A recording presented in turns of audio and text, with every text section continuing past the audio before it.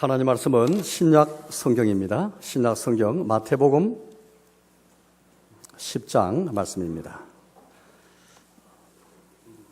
신약 성경 14페이지쯤이 되겠습니다. 마태복음 10장 말씀입니다.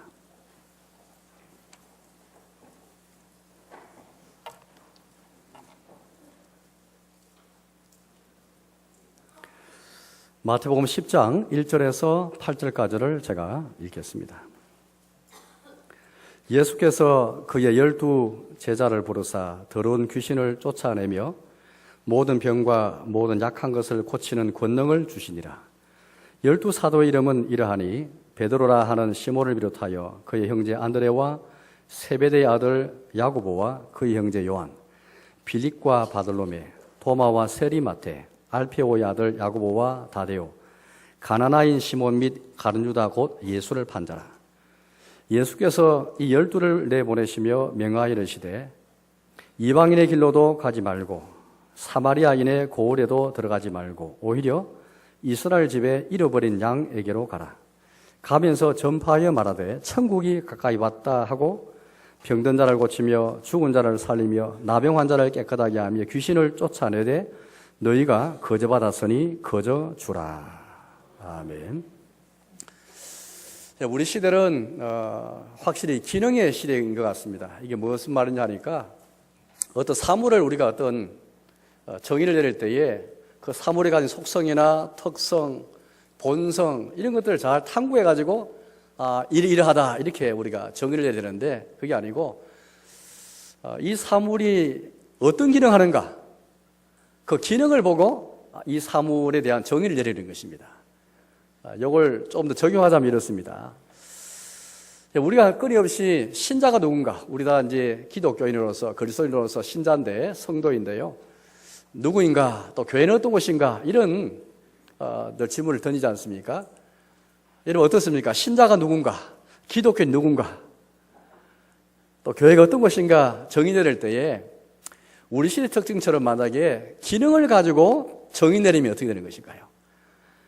신자의 기능 가운데 예를 들면 기도라는 기능, 예배의 기능, 또 선교의 기능, 전도의 기능, 봉사의 기능 이런 기능을 몇 개 하면은 신자가 되었다, 신자가 되어가는구나, 기독교인이구나 그렇게 우리가 정의를 내리는 것입니다. 물론 우리는 그 기능을 무시하는 거 아니죠. 기도의 기능, 예배의 기능, 선교 기능, 전도의 기능 봉사의 기능 이걸 다 우리가 참 귀하게 여기지 않습니까? 어느 하나라도 소홀히 여길 수가 없습니다. 다 귀하게입니다.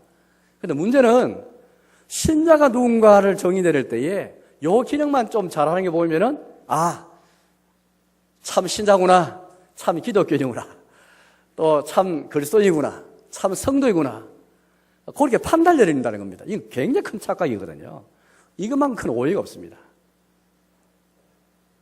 여러분 생각이 어떻습니까? 어떤 사람이 참 신자고 어떤 사람이 진정한 그리스도인이고 어떤 사람이 참 그리스도인일까요? 또 교회란 어떤 것일까요? 어떤 교회가 참 교회일까요? 기도하는 기능을 잘하고 선교 기능 잘하고 전도 기능 잘하고 봉사 기능 잘하고 헌금 기능 잘하면은 참 신자고 참 교회라고 다 판단할 만큼 그게 온전한 것일까요? 그렇지 않습니다. 우리는 그 기능 하나를 다 귀하게 여기고 소중히 여기고 강조를 많이 해야 되지만 그러나 그 기능 좀 했다 해서 본질로 착각하는 이 시대의 영향을 다 받은 것입니다. 우리도 모르게 이 시대의 영향을 받은 것이죠. 오늘 성경 말씀 보니까 오늘 설교 제목이기도 한데요. 예수님께서 12 제자를 그렇게 이제 부르시면서 사도로 파송하지 않습니까? 이스라엘 집에 잃어버린 양에로 가라. 천국을 전파하여 이르되 천국을 전파하면서 이 복음을 전파하면서 병을 깨끗하게 하고 나병 환자를 고치고 죽은 자를 살리고 귀신을 쫓아내고 그러면서 너희가 거저 받았으니 거저 주라 그렇게 오늘 8절에서 우리 예수님께서 말씀하셨습니다. 비단 12 제자 그 당시 12 제자에게 국한된 말씀으로 우리는 보아서는 안 될 것 같아요. 왜냐하면 지금도 우리 주 예수님께서 자기의 제자를 부르시고 여전히 제자들을 세상 가운데 파송하는 보냄받은 자로서 사도로 보내시는 우리 주 예수님께서 여전히 우리에게도 이 말씀 하시는 것이죠. 천국 복음을 전파하면서 너희가 거저받았으니 거저주라 이 말씀을 하시는 것입니다. 거저받았으니 거저주라 이 말씀 여러분 어떻게 생각하는지 모르겠습니다. 이 말씀은 그냥 어떤 신자의 한 기능만 말하는 말씀이 아닙니다. 이것만큼 기독교가 어떤 종교인가?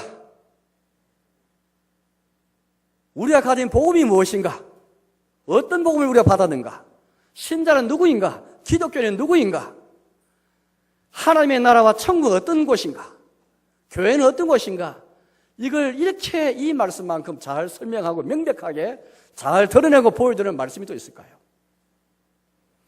기도라는 기능을 열심히 하는데, 성교, 전도를 열심히 하는데, 헌금은 많이 하는데 거저받은 자의 삶이 없고 내가 하나님 앞에 거저받은 자로서의 그런 겸손 자세가 나에게 없고 또 여기에서 출발해서 거저는 삶이 없이 기도만 하고 그런 기능 몇 개만 했다 해서 참 신자다, 신자가 되어가는구나 그렇게 말한다면 이것만큼 큰 오해가 없을 것 같습니다.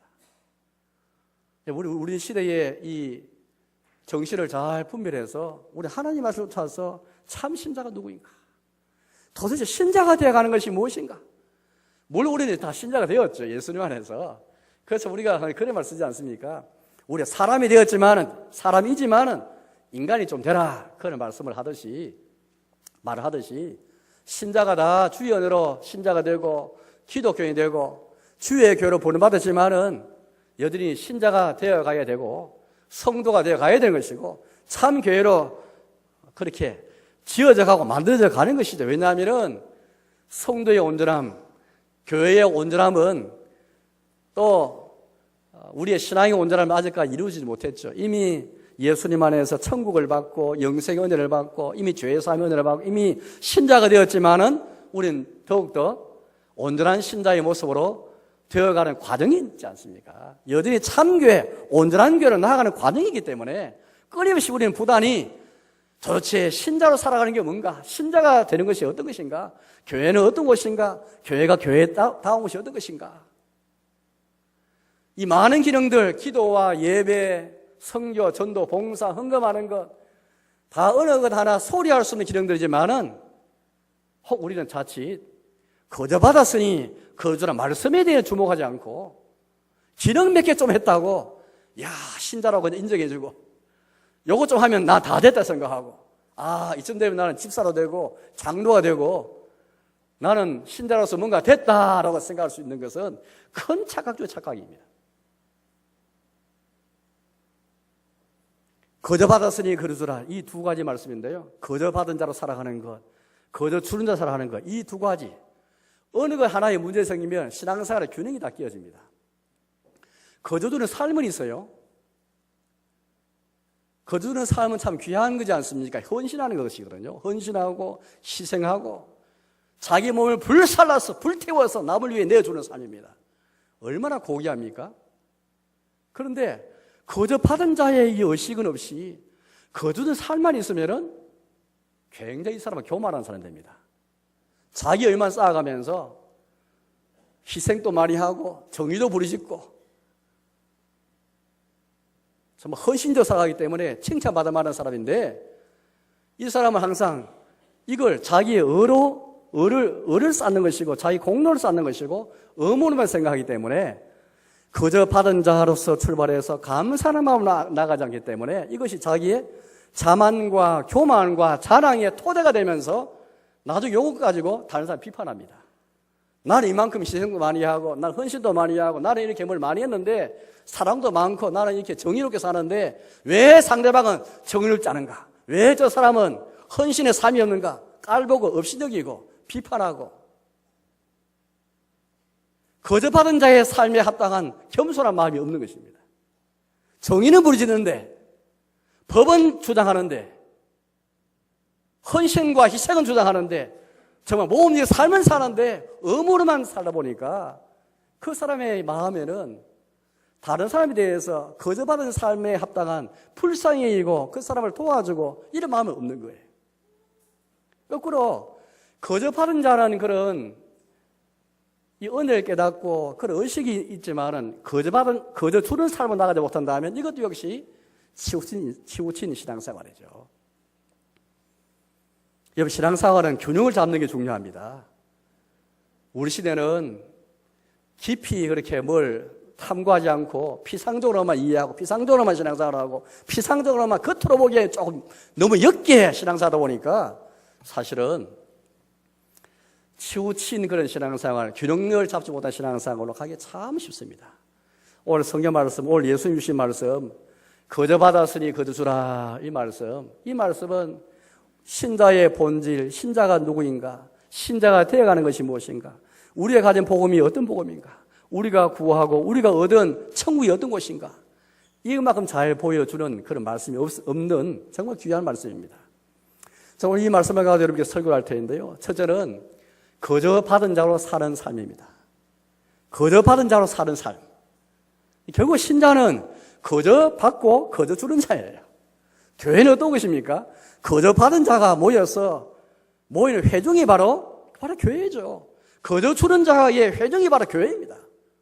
천국이 어떤 곳입니까? 거저 받은 자가 모여서 하나님의 은혜를 찬송하고 또 거저 주는 자의 삶을 사는 이런 높은 차원의 복음을 가진, 이런 가치를 가진 그곳이 바로 교회고, 이게 하나님 나라의 특성이고, 우리 이 복음을 전하고 이 나라를 전하고 이 교회를 추구하지 않습니까? 거저 받았으니 거저 주라. 이렇게 말할지 모르겠습니다. 도대체 우리가 뭘 거저 받았는가? 오늘 이 10장 말씀을 보니까 제 아들은 뭘 거저 받았습니까? 제자로 부름받은 그 자체가 거저 받은 것이죠. 많은 사람 가운데 우리 주님이 택하시어서 다 이들의 일상에 이들이 가진 직을 보면은 그렇게 뭐 탁월하고 특별한 직업이 별로 없습니다. 어부들도 있고 또 열광적인 민족주의자도 있고 예술을 팔자도 있고 별별 사람이 다 여기 이 12제자 안에 다 포함되어 있지 않습니까? 예수님이 이들을 제자로 부르신 것도 참 크게 이들이 받은 그런 은혜이고, 또 이들을 주님이 이스라엘에 잃어버린 양에게로 보내시면서 이들을 사도로 보내십니다. 사도란 특권을 주시고 이들에게 먼저 천국을 먼저 주셨죠. 예수님을 통해서, 예수님 안에서 하나님 나라를 그렇게 먼저 주셨습니다. 그런 다음에 천국을 전파하라 말씀하신 것이죠. 또 천국에 합당한 천국이 어떤 곳인지 보여주는 병을 고치고 죽은 자를 살리고 나병한 자를 깨끗하게 하고 귀신을 쫓아내는 하나님 나라의 어떤 곳인지를 이 보여주는 이 능력, 권능을 주셨습니다. 입으로만 전파하는 복음을 주실 뿐 아니라 거기에 합당한 권능까지 다 주신 것이죠. 이게 제자들이 거저 받은 다 은혜들이죠. 우리 역시 마찬가지입니다. 오늘 여러분 다 예수님 안에서 죄의 사함의 은혜를 받고 천국을 상속받고 영생 은혜를 받고 몸의 부활과 영원히 사는 은혜를 다 받았지 않습니까? 사도신경에서 고백하는 것처럼 우리가 받은 게 뭔가 가만히 생각해 보십시오. 우리 하나님께 대해서 거저 받은 게 뭔가 열거하면 이루 말할 수 없을 정도로 많이 그렇게 있을 것입니다. 나아가서 우리는 천국, 영생 이런 특별한 은혜뿐 아니라 나아가서 일상생활에서 많은 은혜를 받았지 않습니까? 제가 올해 들어와서 전도서 말씀을 많이 설교했는데요. 전도서 3장, 5장, 9장 말씀 보니까 이런 말씀이 있습니다. 전도자가 깨닫지 않습니까? 먹고 마시는 것과 비록 수고함이 있지만 수고함으로 낙을 누리는 그것도 하나님의 선물인 줄을 내가 알았도다. 이건 정말 탁월한 그런 깨달음입니다. 특별하게 내가 천국을 상속받고 영생 은혜를 받고 죄의 사함의 은혜를 받고 또 건강과 부귀와 장수의 은혜를 받는 그것만 복이 아니고 먹고 마시는 것과 수고함으로 낙을 누리는 그것 또한 하나님의 선물인 줄 알았도다. 저 일상이 다 하나님의 선물인 것이죠. 우리의 가족, 내 남편, 내 아내, 우리의 자녀, 내 부모, 내 직장, 내가 하는 일, 비록 작은 일이고 또 공정한 대가를 받지 못하는 그런 일이 할지라도 직장 환경이 고되고 힘든 그런 3D 직종에 속한 일이 할지라도 하나님께서 나에게 이런 직장을 주셨고 일을 주셨고 이게 다 하나님이 주신 선물 아닙니까? 하나님께서 우리의 삶을 기쁘게 받으셨다 하는 말씀을 전도서 9장에서 본 적이 있습니다. 하나님께서 우리의 변변찮고 일상적인 너무나 시시하게 짝이 없는 일상인데 하나님이 기쁘게 다 받으신 것. 저 하나님이 주신 선물하는 것이죠. 하나님께서 우리의 거두시는 것이죠.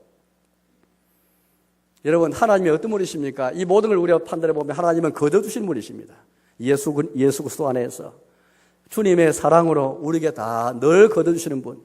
마지막에는 독생자 예수 그리스도까지 아끼지 않고 내어주시는 그분. 하나님은 구약 성경 창세기부터 계시록까지 항상 하나님은 주시는 분이시죠. 신자는 이걸 믿음으로 잘 받는 사람입니다. 쉽게 말하면 우리는 주님께 대해서 이 모든 받은 것에 대해서 그냥 뭘 들어서 우리가 얻은 게 아니고 내가 쟁취한 게 아니고요. 거저 받은 것입니다. 하나님의 은혜로 값없이 다 받은 것이지 않습니까? 비단 속죄함이 은혜뿐 아니라 천국뿐 아니라 영생뿐 아니라 비록 내가 수고하고 내가 짝을 찾아서 결혼했다 할지라도 내가 땀 흘려서 수고했다 할지라도 나의 직장, 나의 노동, 임금과 보수랄지라도 공정한 대가가 아니랄지라도 다 하나님의 은총으로 내 삶 전체가 하나님의 은혜지 않습니까? 우리 이걸 고백하지 않습니까?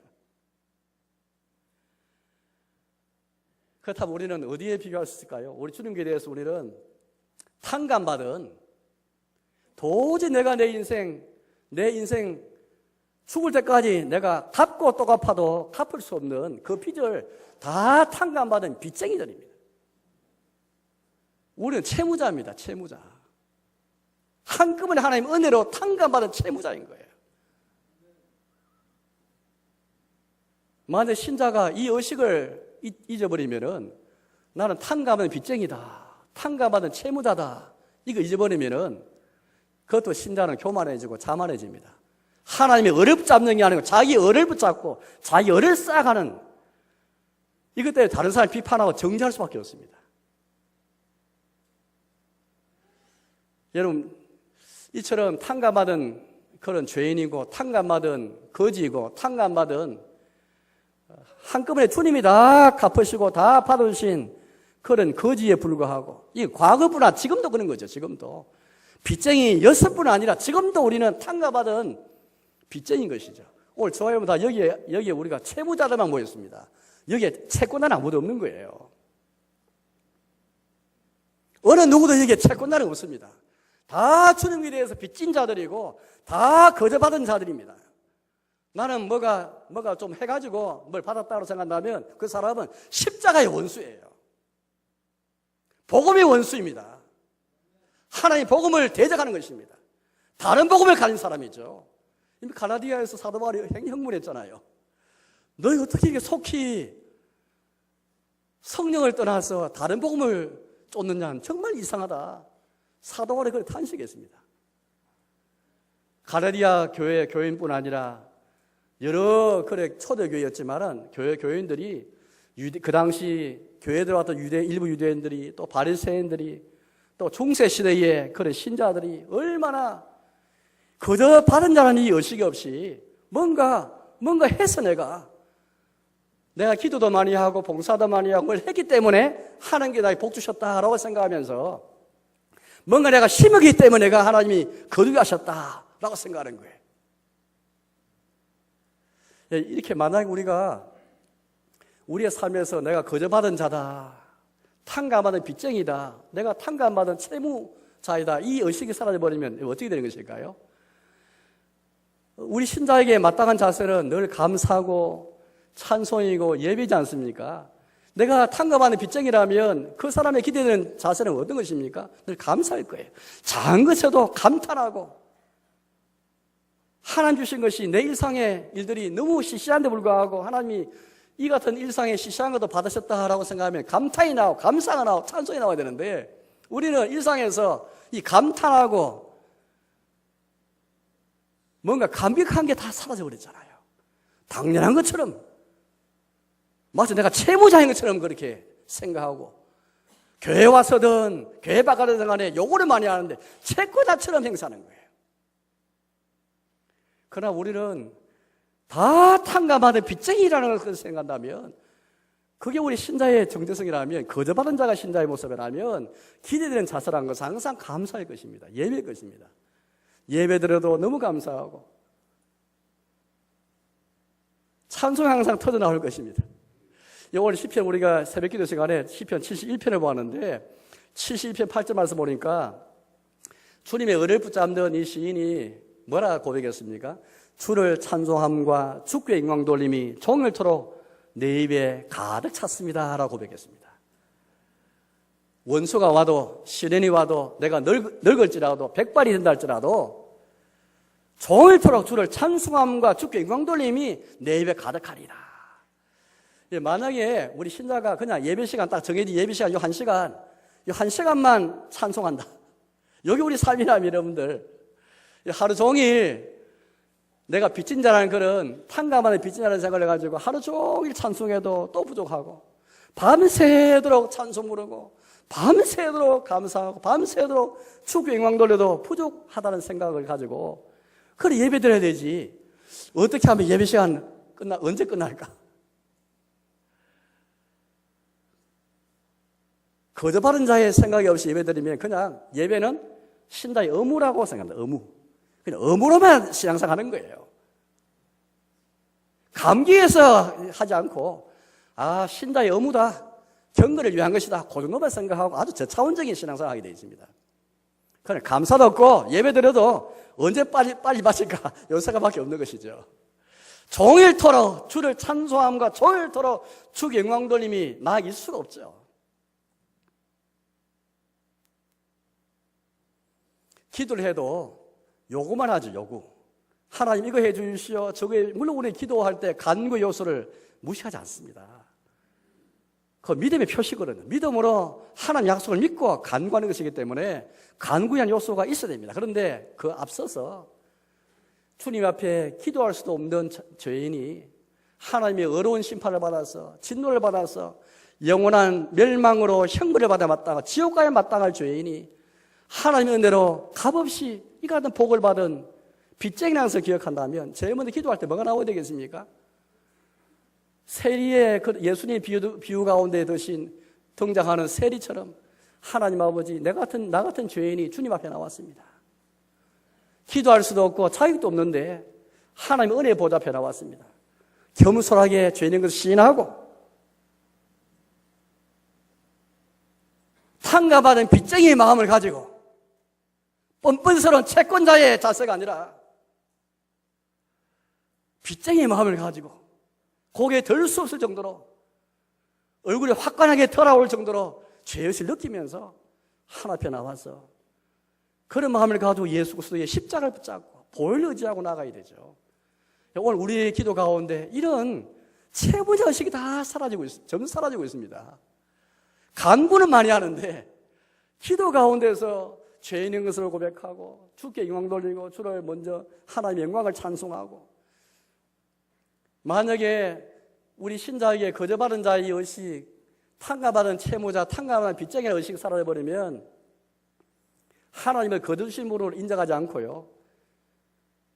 하나님 주신 선물에 대해서 하나님 주신 것에 대해서 냉담하게 되어 있습니다.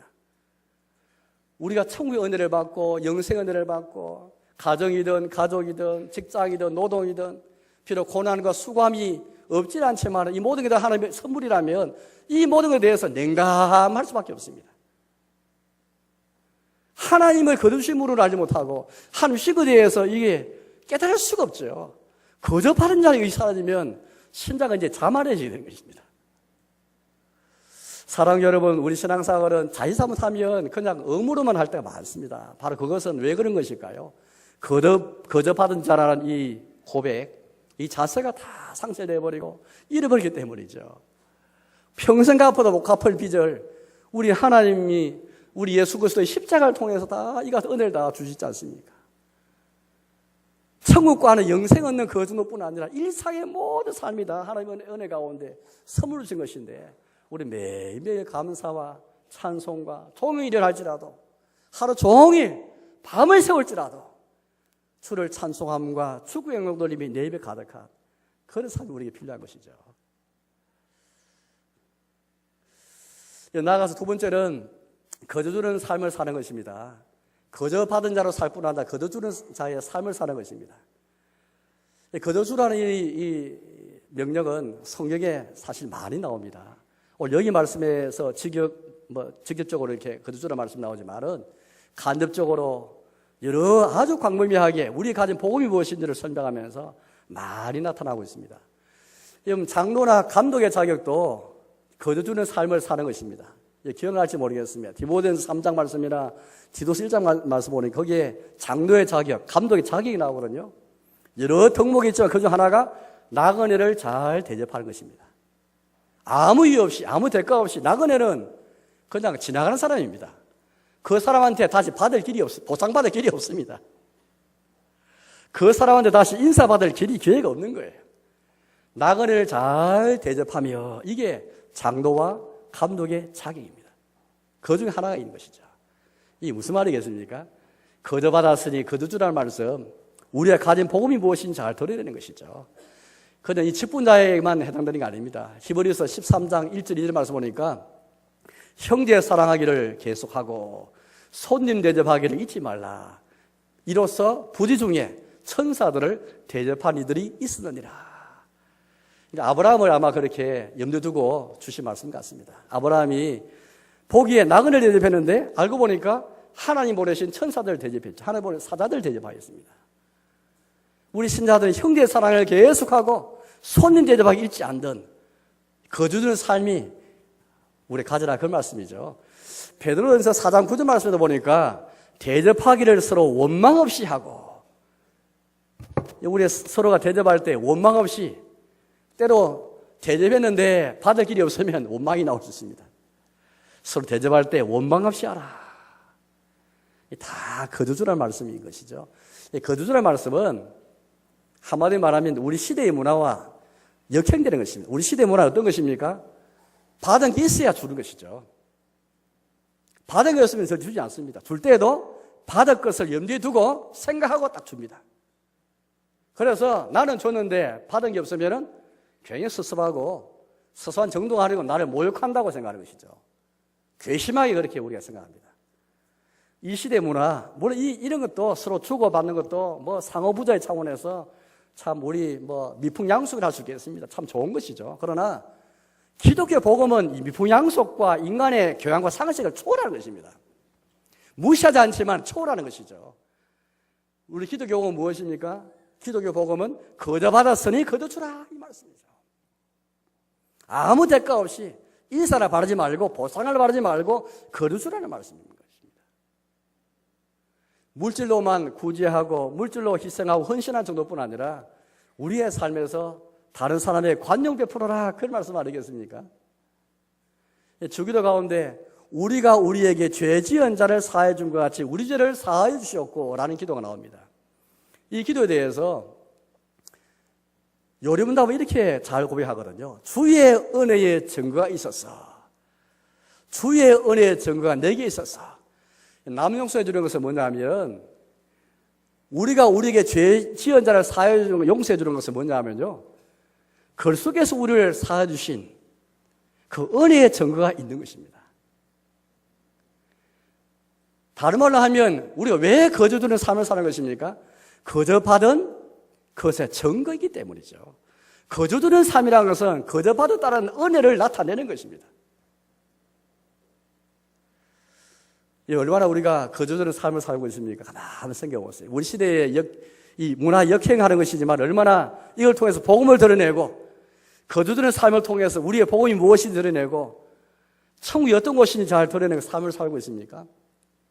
남에게 뭔가 바라면서 남에게 내가 기대면서 뭔가 인사를 내가 기대하면서 우리 혹시 주지를 보고 있지는 않습니까?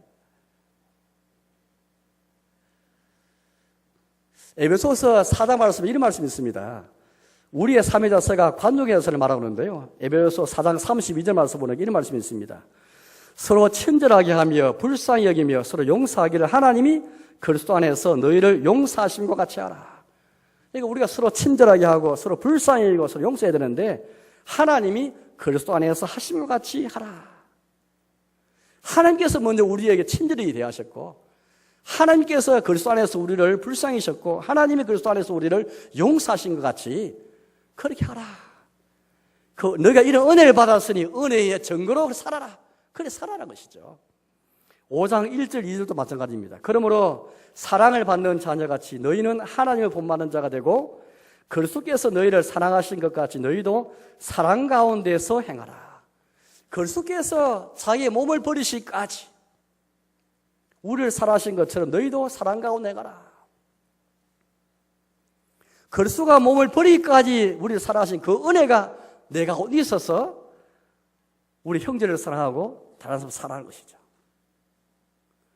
오늘날 교회 안에 채무자로 있지 않고 채권자들이 많습니다. 기독교인이 사회생활하면서 채권자로 살아가는 것입니다. 물론 더 나쁜 것은 나는 받은 것도 없고 줄 것도 없다. 이 생각하는 것은 더 나쁜 것이지만은 기독교인은 하나님에 대해서 빚진 자의 마음을 가지고 다 탕감한 빚진 자를 살아가지고 다른 사람에 대해서도 관종한 마음을 가지고 나에게 조금 빚진 사람, 우리 주님에 대해서 평생 갚아도 갚을 수 없는 빚을 다 탕감받은 죄인이고 빚쟁인데 나에게 조금 빚진 걸 가지고 내가 채권 행사를 어찌 된 것일까요? 예수님께서 여러 비유를 많이 드시는데 우리 신자는 이 세상에 살아가면서 여러 인생의 유형들이 많은데요. 채권자 인생, 채무자 인생, 받은 것도 없으니 줄 것도 없다는 인생, 유형들이 많지만은 우리 신자는 복음에 합당한 삶이라는 것은 우리가 가진 복음에 합당하게 거저받았으니 거주드는 삶. 겉에서 온 이 말씀은 일도 하지 말라 그런 말씀도 아니죠. 교회 안에서 일하기 싫어하는 사람, 그런 사람을 용인하는 그런 말씀이 아닙니다. 또 교회 안에서 사역자들에게 사람이 주지 말라. 거저받아서 거주라 이 말씀에 의지해가지고 사역자들에게 그냥 희생을 요구하는 그것도 아니죠. 오늘 이 말씀은 전혀 다른 차원의 말씀인 것입니다. 만약에 우리가 거저받은 자의 삶이 없이 이 의식 없이 거저줄 수가 있습니다. 뭔가 거저드는 삶, 희생과 헌신과 또 여러 가지 그런 사랑의 모습 많이 있지만 그러나 거저받은 자의 삶에 출발해서 겸손한 마음을 가지고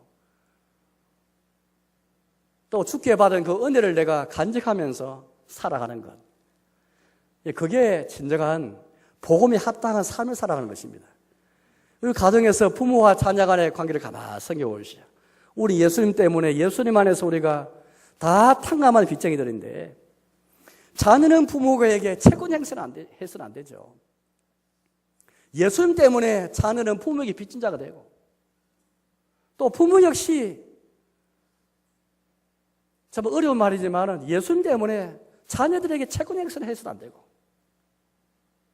교회에서도 직분자와 교인 사이에 서로가 서로에 대해서 채권 행세는 안 되는 것입니다. 사도 바울이 거주는 삶을 실천했을 때 그거 어떻게 했습니까? 바울이 이런 고백을 한 적이 있습니다. 복음으로 말미암아 내게 있는 모든 권리를 쓰지 아니한 이것이라. 사도 바울은 사도란 그런 부름을 받아가지고 얼마든지 권리를 누릴 수 있는 것이 있지만은 그 권리를 다 포기한 것이죠. 교회 안에서나 교회 바깥에서 신자는 권리를 다 포기하는 사람입니다. 특별히 직분자들이 권리를 포기하는 것을 앞장을 서야 됩니다. 직분자가 되는 것은 목사가 되고 장로의 직분을 얻고 집사, 권사의 직분을 얻고 기타 직분을 얻는 것은 채권자로 살아가는 것이 아니고 권리를 주는 것이 아니고 권리를 다 포기하는 것입니다. 빌레몬서 보면은 사도 바울과 빌레몬과 오네시모 사이의 상관관계를 잘 말하고 있지 않습니까? 사도 바울이 빌레몬의 종이었다가 도망친 오네시모를 그렇게 이제 받아줄 것을 빌레몬에게 편히 쓰면서 뭐라 말했습니까? 내가 나이도 많고 내가 사도로서 너희에게 마땅한 말로 명령할 수 있지만은 사랑으로서 내가 간구한다. 바울이 사도의 이 권리를 다 포기하고 내려놓고 나이 많은 것도 다 내려놓고 사랑으로서 간구한다. 이게 거저주는 삶이거든요. 물질로 베풀고 물질을 나눠주는 것도 귀하지만은 우리의 삶에서 관용을 베푸는 삶, 하나님이 그렇게 하신 것처럼 그리스도가 그렇게 하신 것처럼 거저받았으니 거저드는 삶, 채무자 살아가는 것.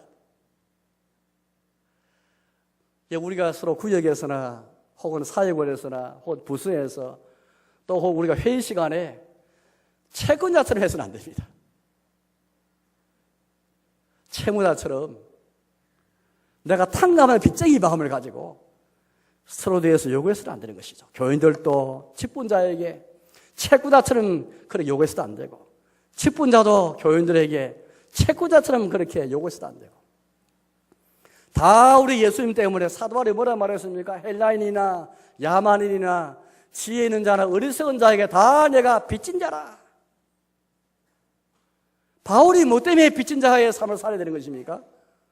바울처럼 공부도 많이 했고 출신 배경도 좋은 사람인데 왜 그가 뭐가 부족해서 그가 모든 사람에게, 어리석은 사람에게도 야만인에게도 내가 빚진 자다, 왜 그런 고백이 나오겠습니까? 이거 우리의 고백이 되어야 할 것입니다. 우리가 주님 때문에 빚진 자가 되어지고 하나님께 뿐 아니라 사람에 대해서 내가 빚진 자가 되었다.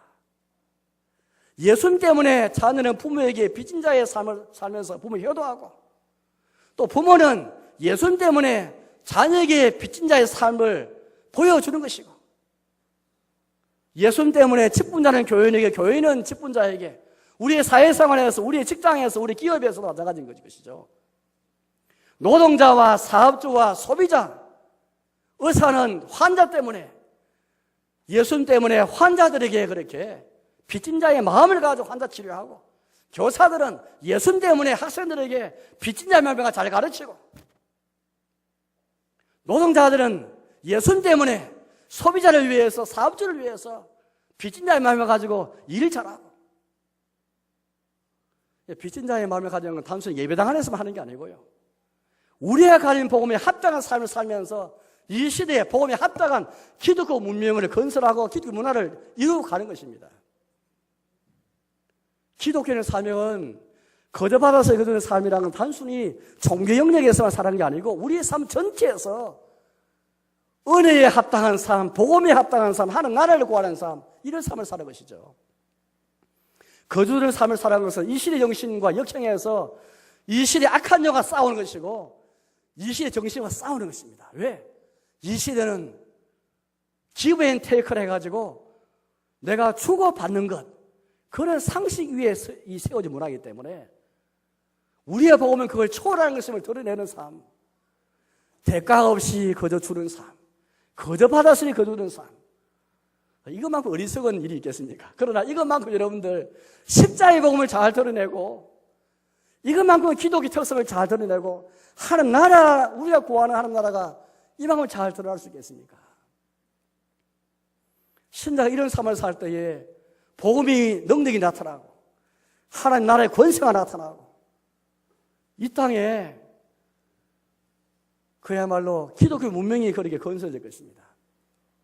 이제 말씀에 들어가겠습니다. 사랑하는 교회 여러분, 거저 받았으니 거두라, 이 말씀을 통해서 우리는 신자가 누군지, 또 교회가 어떤 곳인지, 신자가 되어가는 것이 무엇인지를 우리는 함께 말씀해 보았습니다. 우리 자신과 우리의 교회와 우리 사회를 한번 보십시오. 우리가 살아가는 모든 삶의 터전 현장을 가만히 돌아보십시오. 우리가 무엇을 붙잡아야 되겠습니까? 과연 은혜의 복음을 붙잡는 것이 무엇인지, 신자가 되어가는 것이 무엇인지, 하나님 나라를 구하며 살아가는 것이 도대체 무엇인지 우리 진작에 생각해야 될 것입니다. 단순한 기능 몇 개 좀 행했다고, 선교 좀 한다고, 기도 좀 했다고, 헌금 좀 했다고 다 귀하고 소중하고 계속 그렇게 하시기 바랍니다. 그러나 그것 좀 했다고 내가 신자가 되었다 착각하지 마시기 바랍니다. 기독은 이렇게 피상적인 종교가 아닙니다.